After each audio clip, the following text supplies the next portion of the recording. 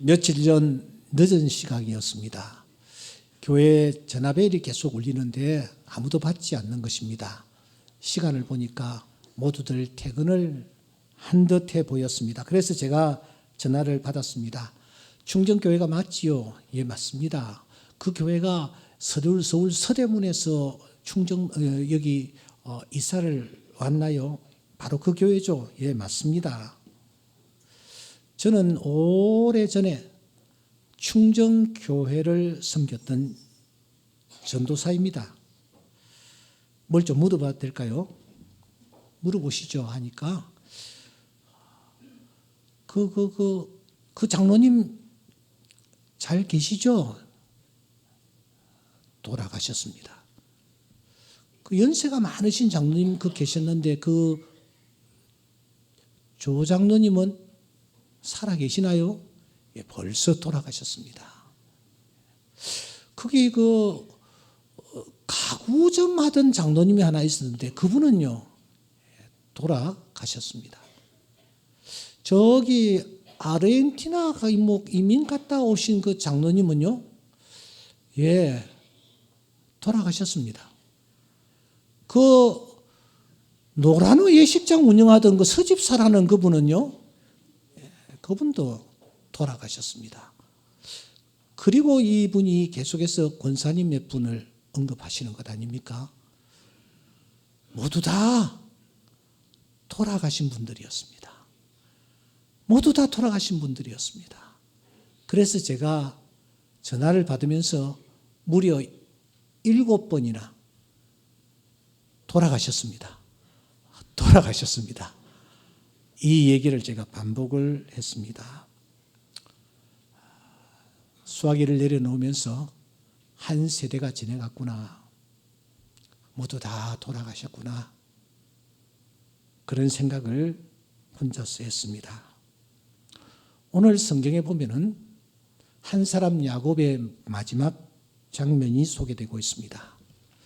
우리는 금년도를 시작하면서 야곱의 하나님은 우리의 피난처시로다 하는 이런 표를 가슴에 담게 되었는데, 야곱의 하나님, 왜 성경에 등장하고 있는 훌륭한 인물들, 예를 든다면 아벨 같은 사람, 에녹 같은 사람, 노아 같은 사람, 이런 사람들의 하나님이라고 하지 않냐시고, 하필이면은 거짓말도 자주 하고 욕심꾸러기이고 손에 쥔 것 놓으려고 하지 아니했던 그 야곱의 하나님이라고 사람들이 고백을 했을까?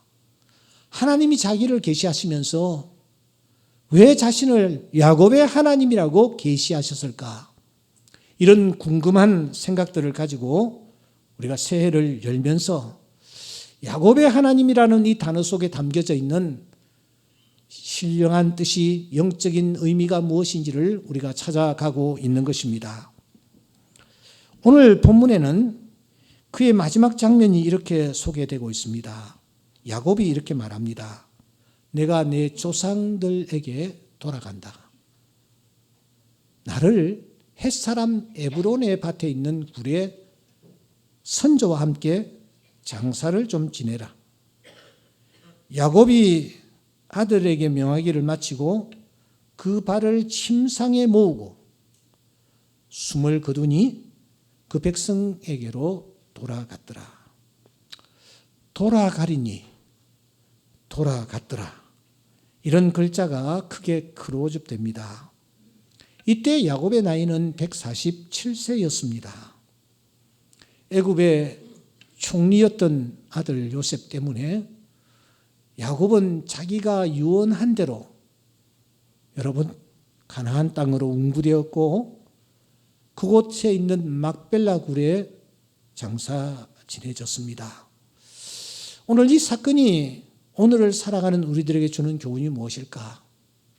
우리도 다 잠시 후면은 돌아갔습니다. 그분 돌아갔습니다. 이 대화의 주인공이 될 터인데 오늘 이 교훈이 도대체 무엇일까 하는 것을 우리가 생각하지 않을 수 없습니다.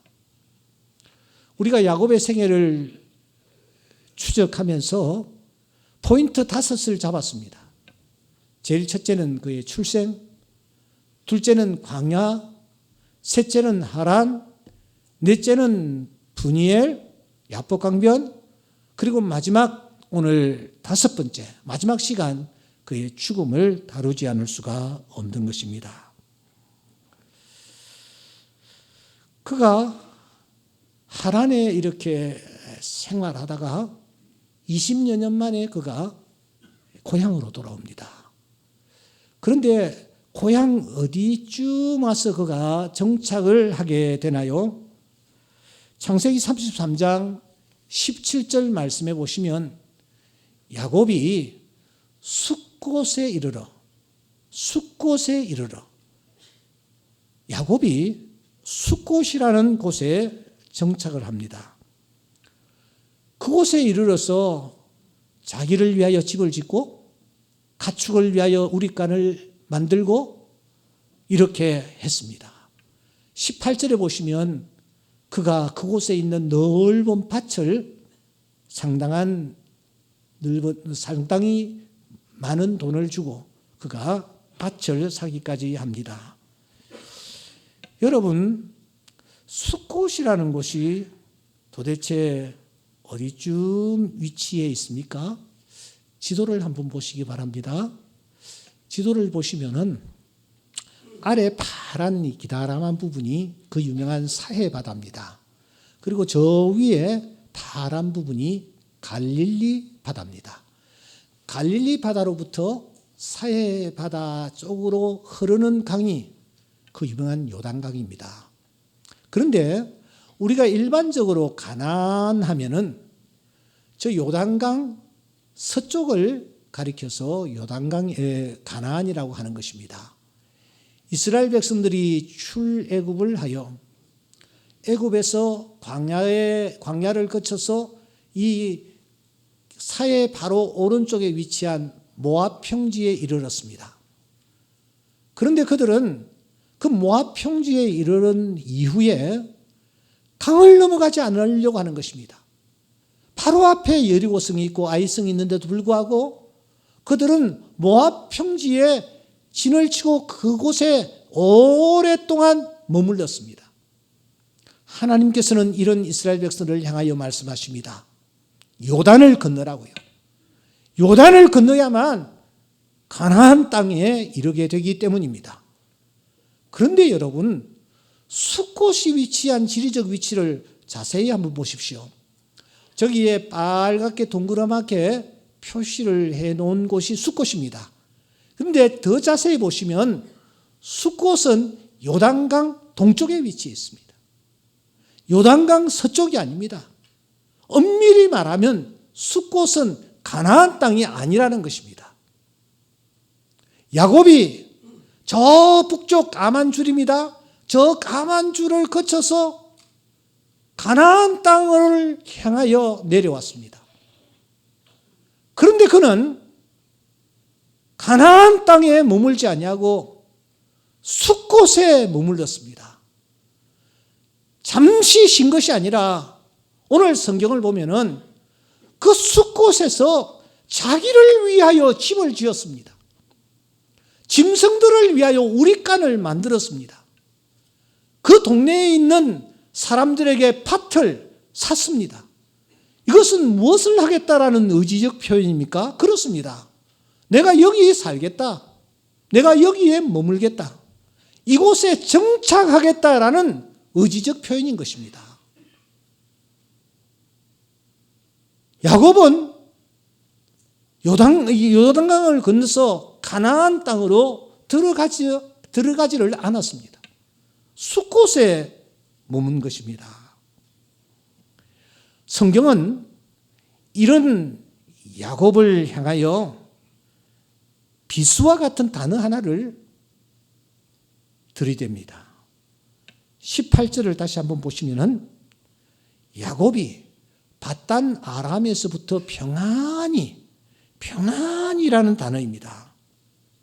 여러분, 왜 이 단어가 야곱에게 비수의 역할을 하는 것입니까? 이전에 누가 이 단어를 사용을 했습니까? 그렇습니다. 야곱입니다.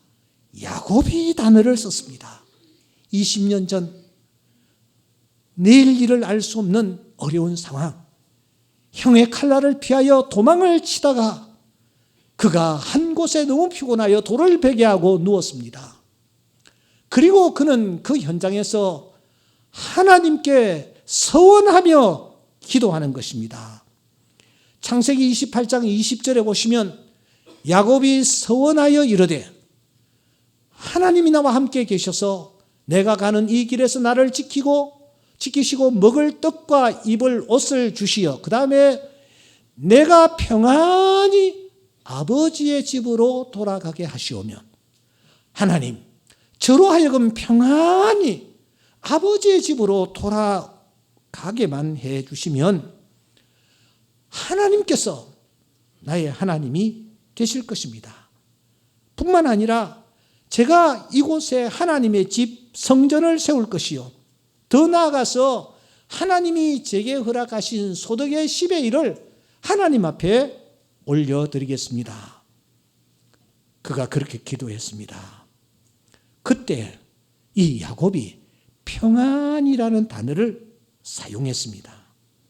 평안히 돌아오게만 해 주신다면 하나님 저는 이렇게 하겠습니다.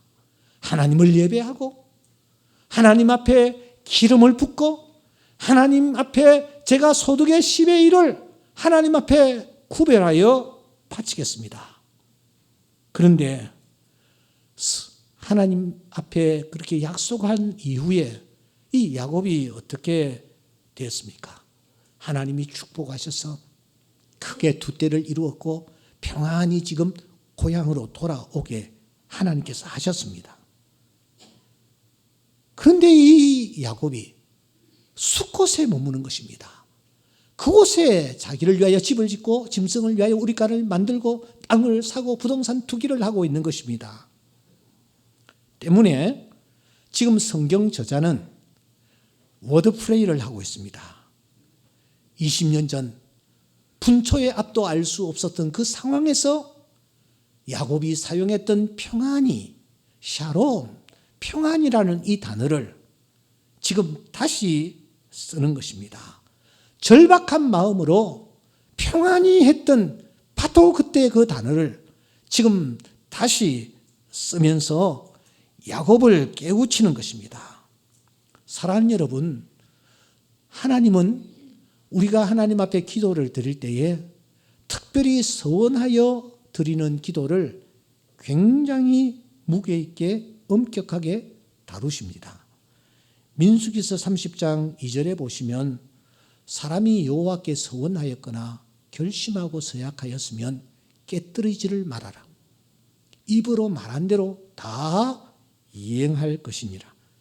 신명기 23장 21절에 보시면 내 하나님께 서원하였거든 갚기를 더디하지 말라. 내 하나님 여호와께서 반드시 그것을 내게 요구하시리니 더디면 그것이 내게 죄가 될 것이다. 전도서 5장 4절 말씀해 보시면 내가 하나님께 서원하였거든 갚기를 더디게 하지 말라. 하나님은 우매한 자들을 기뻐하지 아니하신다. 서원한 것을 갚아라. 하나님 앞에 서원하는 것도 중요하지만 더 중요한 것은 내가 서원한 것을 기억하고 갚는 것입니다. 하나님은 야곱의 서원을 기억하셨습니다. 평안히 그래서 돌아오게 하셨습니다. 여기에 아내들, 자식들, 수많은 이 짐승들, 금은 보화들 이 모든 것을 이끌고 가나안 땅에 돌아오게 하셨습니다. 더 나아가 지난 긴 세월 동안 혼자의 힘으로 풀려야 풀 수 없었던 형 에서와의 관계도 하나님께서 다 풀어주셨습니다. 진정 하나님의 은혜였습니다. 그런데 야곱 보십시오. 문제가 해결되고 나니 어떻게 합니까? 딴청을 부립니다. 저저 딴 사람으로 변해버렸습니다. 갈 때 마음과 올 때 마음이 완전히 달라졌습니다. 하나님을 뒷전으로 밀쳐내버립니다. 그때 그는 분명히 베델을 찾겠다고 했습니다. 하나님의 성전을 세우겠다고도 했습니다. 10의 1을 드리겠다고 했습니다. 하지만 그는 지금 숫곳에 머물러 있습니다. 베델이 아닌 숫곳입니다. 하나님과 약속한 것을 다 잊어버린 듯 액션을 취하고 있습니다. 여러분들은 어떠세요? 나는 어느 쪽입니까? 큰 산과 같은 문제를 만났을 때 우리는 하나님 앞에 엎드려 기도합니다. 하나님, 이 문제만 해결해 주신다면 이렇게 제가 살겠습니다. 매달립니다. 간절하게 부르짖습니다. 서원하면서 기도까지 드립니다. 하나님이 큰 산을 치워주셨습니다. 큰 문제를 해결해 주셨습니다. 그런데 문제가 해결되고 난 뒤에는 깡그리 잊어버립니다. 그건 내 아이디어였지, 내 열심이었지 하면서 옛 생활로 돌아가 버립니다. 주신 은혜를 쏟아 버리기까지 합니다. 야곱이 서원했던 것을 깡그리 잊었을 때에 하나님은 어떻게 하십니까? 그가 잊어버리고 애써 밟아버린 그 사건을 하나님이 떠올리십니다. 떠올리게 만드십니다. 어떤 사건을 통해서 떠올리게 만드십니까? 바로 딸 디나의 문제였습니다. 딸 디나가 그 숫곳에 머물고 있는 어떤 남자를 통해서 아주 몹쓸 짓을 당하는 것입니다. 얼마나 큰 상처를 입는지 모릅니다. 그래서 야곱이 이 문제를 가지고 무척이나 힘들어하고 고민을 할 때에 하나님이 나타나십니다. 그리고 하나님이 이렇게 말씀하십니다. 35장 1절에 보시면 야곱에게 말씀하십니다. 야, 너 베델로 올라가라. 베델로 올라가라. 여기 숫곳이 아니야. 베델로 올라가서 거기 거주하며 내가 내 형 에스의 낯을 피하여 도망하던 때에 내게 나타났던 하나님께 거기서 제단을 쌓으라. 하나님이 그렇게 말씀하십니다. 그제야 비로소 야곱은 베델로 올라갑니다. 그리고 하나님 앞에 제단을 쌓으면서 서원했던 것을 지키는 것입니다. 35장 14절 말씀해 보시면 야곱이 자기와 말씀하시던 곳에 기둥꽃 돌기둥을 세우고 그 위에 전제물을 붓고 또 그 위에 기름을 붓고 이어서 하나님이 자기와 말씀하시던 곳의 이름을 베델이라 불렀더라. 사랑하는 여러분, 야곱의 하나님이 어떤 하나님이십니까? 그 하나님은 돌아오게 하시는 하나님이십니다. 하나님은 돌아오게 하십니다. 하나님의 자녀들로 하여금 돌아오게 하십니다. 어떤 자리로 돌아오게 하십니까? 하나님을 경외하는 자리로, 하나님을 예배하는 자리로, 하나님 앞에 엎드리는 자리로 하나님은 기어이 돌아오게 하십니다. 나오미가 자기 남편을 따라 저 몹쓸 모압 땅에 가서 완전히 빈털터리가 되었습니다. 남편이 눈앞에서 틱 쓰러집니다. 믿었던 두 아들이 눈앞에서 쓰러집니다. 가지고 있던 재산들이 다 흩어집니다. 젊음도 어느 순간 다 사라지고 말았습니다. 완전히 빈털터리가 되었을 때에 나오미의 귀에 들렸습니다. 돌아오라, 돌아오라, 돌아오라, 돌아오라, 돌아오라, 돌아오라, 슈브, 슈브, 슈브. 돌아오라라는 소리가 무려 12번이나 들리는 것입니다. 하나님의 백성은 하나님께로 돌아와야 합니다. 돌아오지 않으면 하나님은 돌아오실 때까지 그를 향하여 말씀하시며 일하십니다. 요나가 돌아오지 않을 때에 하나님은 물고기를 이용하셔서 돌아오게 하십니다. 당자가 돌아오지 아니할 때에 완전히 빈털터리가 되어 손을 들고 돌아오게 하셨어요. 오늘 또 하나님은 돌아오게 하시는 하나님, 그 하나님으로 우리 가운데 계십니다. 야곱의 하나님이 어떤 하나님이십니까? 야곱의 하나님은 돌아오게 하시는 하나님이십니다. 오늘 이 예배에 참석한 사랑하는 교우 여러분, 그리고 방송으로 이 예배에 참석하고 있는 많은 성도 여러분, 여러분들은 지금 어디에 있습니까? 숲곳에 머물고 있지는 않습니까? 돌아오시기 바랍니다. 베델로 돌아오시기 바랍니다. 베델로 돌아오실 때까지 하나님은 일하십니다. 여러 가지 방법들을 이용하셔서 바람을 일으키셔서 하나님은 기어이 예배의 자리로, 하나님을 경외하는 자리로 하나님은 돌아오게 하십니다. 야곱의 하나님이 마지막으로 우리에게 보여주는 것은 바로 이 돌아오게 하시는 하나님임을 우리에게 보여주고 있습니다. 또 하나 여러분들과 함께 마지막 생각할 것이 있습니다. 야곱의 하나님이 어떤 하나님이신가? 야곱의 생애는 참 파란만장했습니다.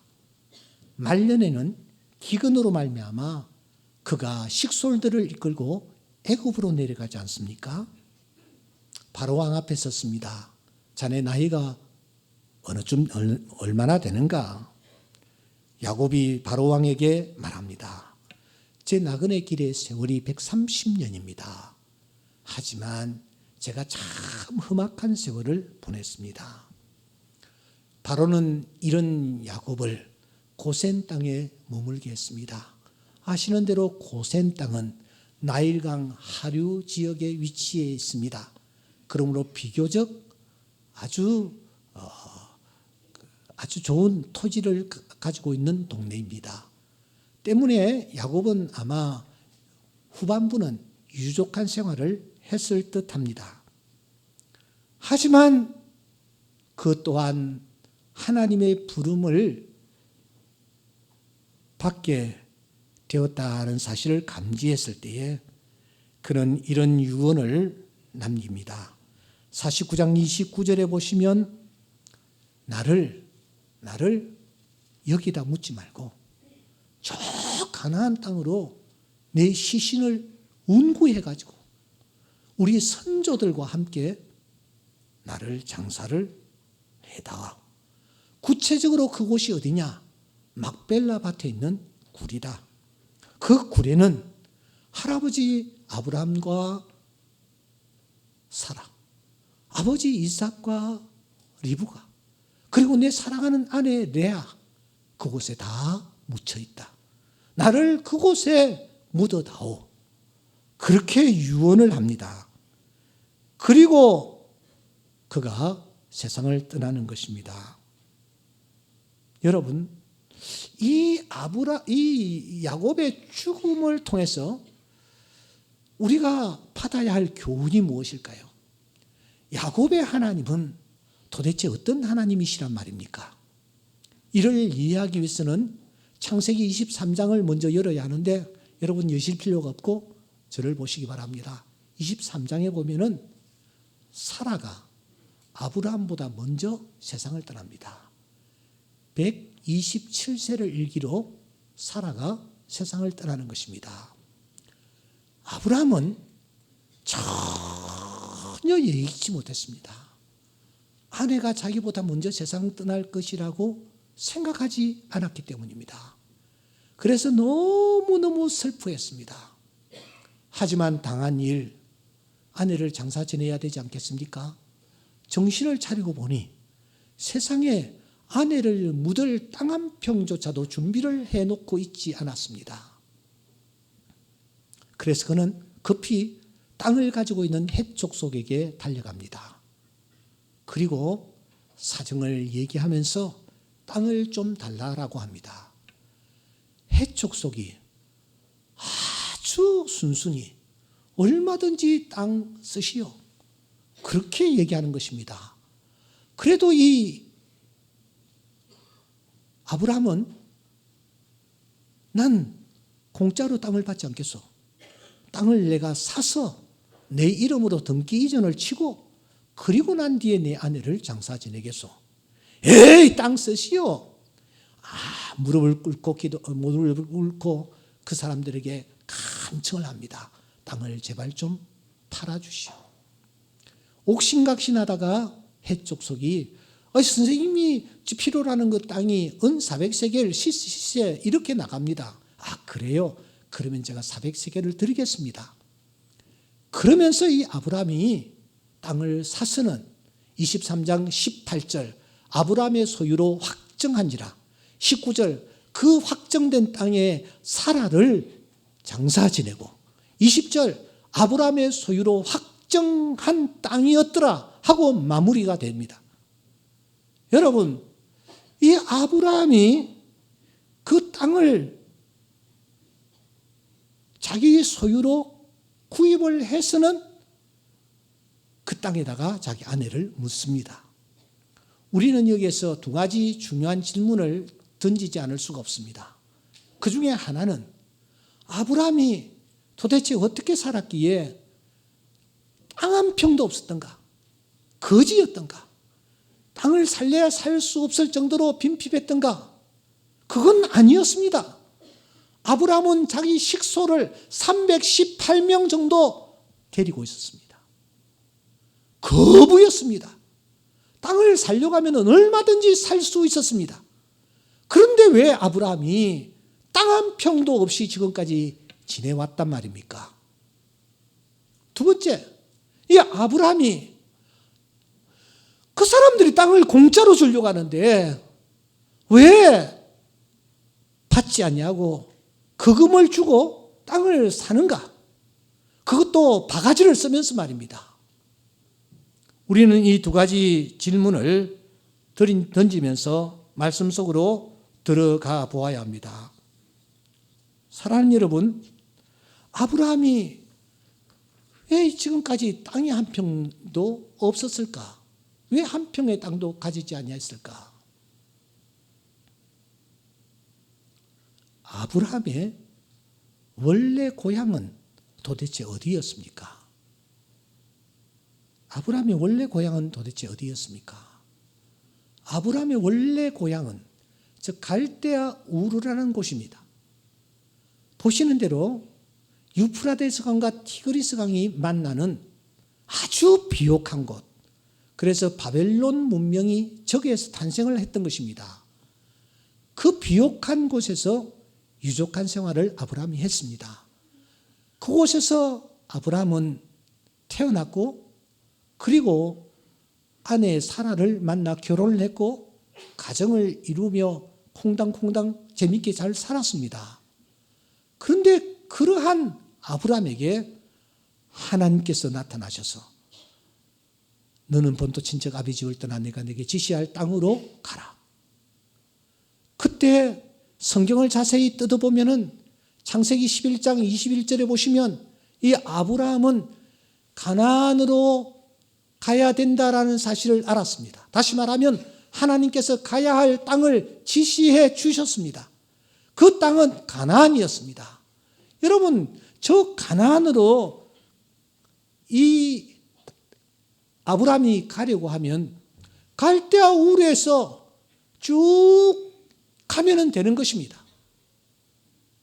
그런데 아브라함의 행적은 어떠합니까? 그런 어떤 발자취를 남겼습니까? 성경을 자세히 추적해 보면은 이 아브라함은 엉뚱한 곳으로 가고 있습니다. 하나님이 가나안으로 가라고 하셨는데, 하나님이 서쪽을 향하여 가라고 하셨는데, 그는 지금 북쪽을 향해서 올라가고 있는 것입니다. 유프라데스 강 유역을 따라 높이 높이 올라갑니다. 아브라함이 갔던 곳이 어떤 곳입니까? 하란이라는 곳이었습니다. 하란은 어떤 곳입니까? 하란은 여러분 에벨 제국이 자리 잡고 있는 그 당시 로마 대제국과 같이 아주 대단한 제국이 뿌리를 내리고 있는 그런 곳이었습니다. 하란이 그 도시의 수도였습니다. 화려하게 그지없는 그곳에서 아브라함은 그곳에서 짐을 풀고 여기가 좋사오니 하며 그곳에서 생활을 하려고 했습니다. 그런데 이 하란에 머물고 있는 이 아브라함에게 하나님께서 두 번째 나타나셔서 말씀하십니다. 창세기 12장 1절에 보시면 너는 너의 본토 친척 아비 집을 떠나 내가 내게 지시할 땅으로 가라. 그래서 아브라함이 마침내 가나안 땅에 들어왔다라고 12장 5절에 말씀합니다. 마침내라는 단어는 어찌하여 어쩔 수 없어서 우여곡절 끝에 가고 싶지 않았는데 등을 떠밀려서 그런 뜻을 담고 있습니다. 아브라함은 가나안 땅에 들어가고 싶지 않았습니다. 하란이 너무너무 좋았습니다. 에벨 대제국이 너무너무 화려하고 좋았습니다. 에벨 제국에 비하면 가나안 땅은 너무너무 초라하고 보잘것없는 그런 곳이었기 때문에 가나안 땅에 흘러 들어온 이 아브라함은 기회만 있으면 빠져나가려고 엉덩이를 반쯤 뽑고서는 하루하루 생활했습니다. 내가 이래 봬도 에벨 제국의 시민이야. 히브리 사람. 여러분 창세기 14장 13절에 히브리 사람 무슨 뜻입니까? 에벨 제국 사람이라는 뜻을 담고 있습니다. 나는 이래 봬도 에벨 제국에서 내가 살았던 사람이야. 너희들하고는 상대가 안 돼. 나는 기회가 있으면 갈 사람이야. 어쩌다가 내가 여기 흘러 들어왔지만 나는 돌아갈 사람이야. 이런 마음으로 아브라함이 하루하루 살았는데 그 세월이 60년이었어요. 그러므로 이 아브라함은 고향을 어디로 생각했느냐? 우리 생각에는 그가 태어난 갈대아 우르를 고향으로 생각할 듯해 보입니다. 그러나 천만의 말씀, 아브라함은 자기의 고향을 어디로 얘기하느냐? 하란을 얘기하는 것입니다. 자기의 이삭의 배필을 찾기 위하여 몸종을 하란으로 보내면서 아브라함이 이렇게 말합니다. 내 고향으로 가라. 나의 고향으로 가라. 하란이 고향이라는 거예요. 그는 또 한 번 더 얘기합니다. 7절에 내 고향으로 가서 배필을 구해오라 하고 그의 종 엘리에셀을 보내는 것입니다. 사랑하는 여러분, 아브라함이 왜 하란을 자기 고향으로 생각했을까요? 혹시 아버지가 거기 살아 계시기 때문은 아닐까요? 아니면 너무너무 화려한 도시 하란, 그 하란 사람이라는 것을 드러내려고 한 것은 아닐까요? 어떻든 그는 하란을 자기의 고향으로 생각하고 그곳에서 살다가 가나안 땅으로 내려왔기 때문에 가나안을 자기 고향으로 생각하지 않았습니다. 하나님은 그에게 가나안을 고향으로 삼으라고 했는데도 말입니다. 그런데 아내의 죽음을 계기로 그가 땅을 삽니다. 땅을 삽니다. 막벨라 굴을 삽니다. 땅을 샀다라는 것은 무엇을 뜻합니까? 내가 이곳에 이제는 정착하겠다. 나는 이곳을 고향으로 생각하겠다. 하나님이 이곳을 나의 고향으로 삼으라고 하셨기에 나는 이곳을 고향으로 생각하겠다라는 의지적 표현입니다. 바로 그곳에 아내를 묻고 자기도 묻히고 그 뒤에 이삭도 그리고 리브가도 묻히고 야곱도 나도 그곳에 묻히겠노라고 나를 그곳으로 운구해서 내 시신을 그곳에 묻어달라고 얘기하는 것입니다.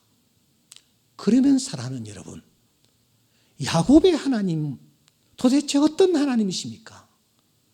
야곱의 하나님은 돌아가게 하시는 하나님이다. 아멘입니까? 사랑하는 여러분, 야곱의 하나님은 어떤 하나님이시라고요?